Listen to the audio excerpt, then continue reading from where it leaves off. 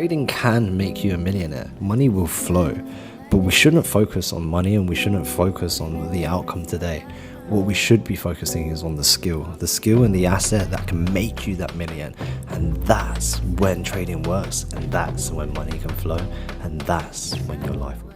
Right, zvekutaura comrade aka ukanyatsoteerera zvavari kutaura uchaona kuti vazhinji ndo zvavari kukundikana nazvo, right? Vari kukundikana neizvozvi vazhinji, right? Saka vanhu vazhinji vanouya kuindustry kunoku, chinouya musoro mavo imari, ndo chinhu chekutanga, right? They don't focus on developing the skill first, right? Which is the most important thing paunouya ku trading industry, right? Saka you can make millions and millions ku trading, right? But you can't just come and make millions, right? Nyaya iripo ndeyekuti you need to understand that you need to build skill first, right? And the results will start coming, right? So I still remember time yandaitanga, right? I was mainly focused on nyaya yemari, right? But you would see kuti it's a struggle kuti utange kuona profit. To get profitable, it was actually a struggle, because nyaya inenge iripo ndekuti unenge wakafocus pamari, ndoda kuita mari, right? Every time paunoti uri kuenda pachat uri kuda kutsvaga opportunity, chinhu chauri kufunga musoro mako imari, right? Hausi kuconsider kuti ndoda kubuilda a skill whereby pandinotrader, right, I consider on my growth, right? Not rather than mari yauchaita, profit yauchaita, right? So ndakazoona manje kuti that was actually killing me, right? Mindset wise, health wise, right?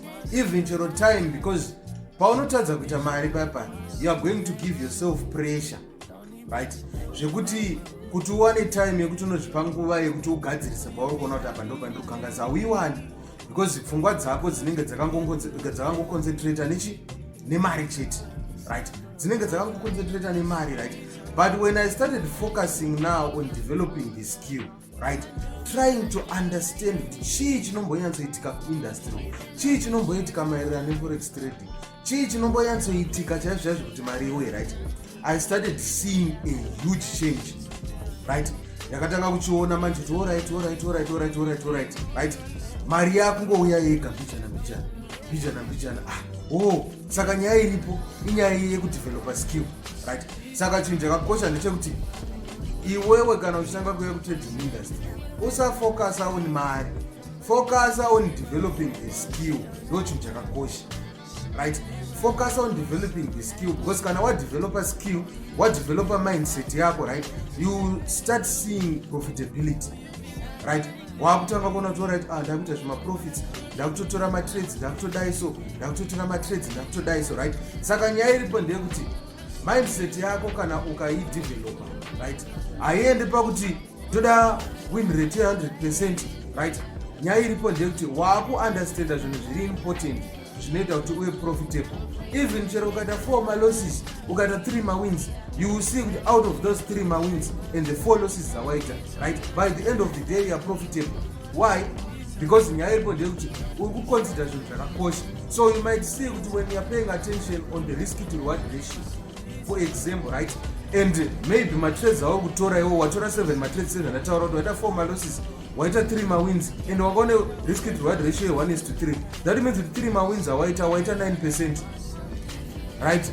And 4 malosses waita negative 4%, right? 9 minus 4, 5%. You are profitable by the end of the day, right? Saka nyaya iripo kupay attention kune zvinhu zvakakosha, right? Saka ukakoshesa kudevelopa skill, ukakoshesa mindset yako, ukakoshesa ndo yati kuti psychology yako, right? Once you build at the psychological age, right?